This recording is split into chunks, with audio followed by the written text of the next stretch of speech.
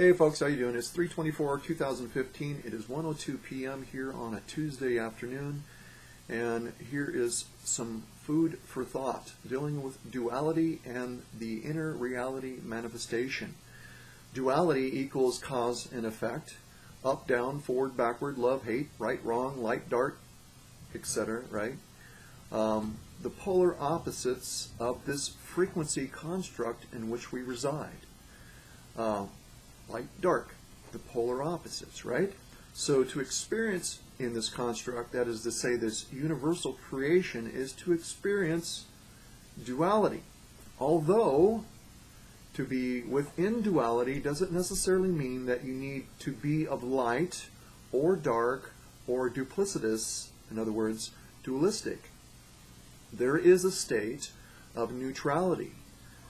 This resolves conflict within self because duality creates conflict within self.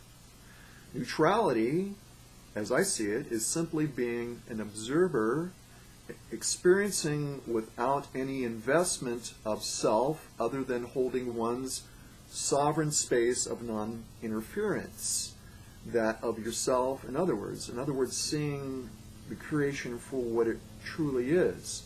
What does it mean to see the creation for what it truly is? Well, we are the producers of our own reality. In other words, we create our worlds. The world is as we are, as the saying goes.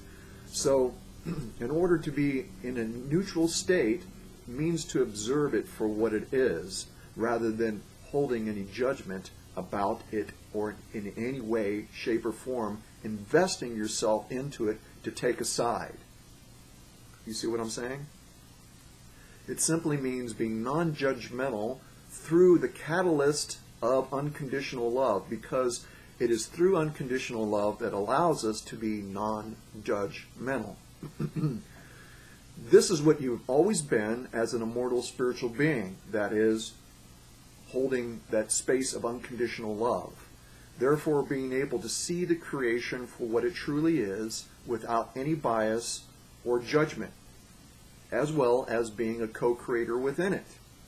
So we have a choice to either be dualistic within this state or to be outside of that dualistic space and not allow that inner conflict to occur through that function of unconditional love. And again, unconditional love is what we've always been. We just need to reconnect to our immortal true self rather than the personification in which we reside in, that is this body and this ego and this particular experience.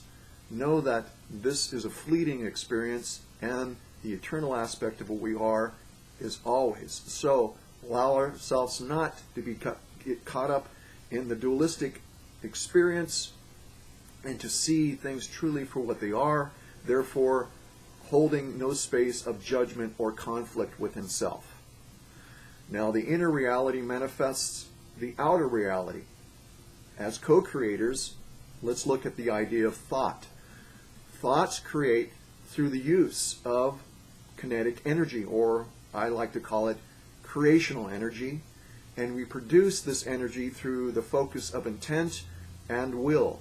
The inner reality of one's focus or intent produces the manifestation of one's reality. As an example, let's look at stress. Stress held through the focus of thought traps this energy stress, and it transforms it into potential manifestation of form.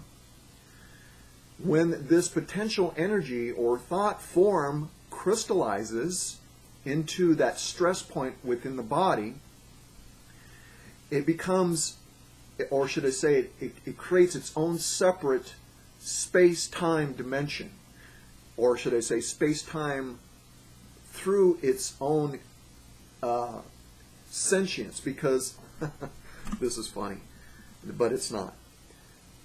It's funny because this is what we do as co-creators. We create through focus and intent. And we do this within our bodies all the time, and then we don't realize this is what's going on because we don't think that this is what we're doing, or what we're capable of doing, or understanding what the creation really is and what our position is within this creation as co-creators. The very thought of what we accept as and believe it as being and what we hold within our space. And again, duality creates this conflict. Stress is the product of duality. And this crystallization of that thought form within that focus of intent, there's a lot of energy that goes into stress. And it produces, potentially, can produce this form manifestation. And this potential energy that has this potential becoming this form crystallizes, and at the point of crystallization, it has now become the form. And it has its own separate space or dimension of space within time-space, within our body. We created a separate place for this thing to reside. It is what it is, folks. Either you accept that or you don't. This creates blockage within the energy flow of the body. This results in disease, and if that crystallization or form is not released, and again, the word here, operative word, is released. You must release it. You can't try to command it or try to hack it out. Because you created this form to begin with. So to try to remove it with the same energy, or with an energy that that is not compliant to its being released, it will just remanifest itself again. So what am I saying here? You must release it. You can't command it to be removed.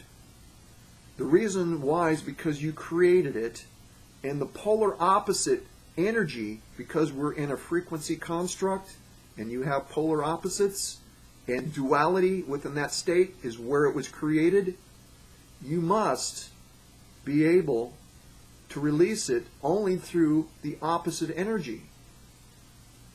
It's the only way that it can be released. You need to bring the opposite that created that stress. In other words, healing and acceptance to that area, so that that energy form now may transmute and dissipate into a formless, energetic state.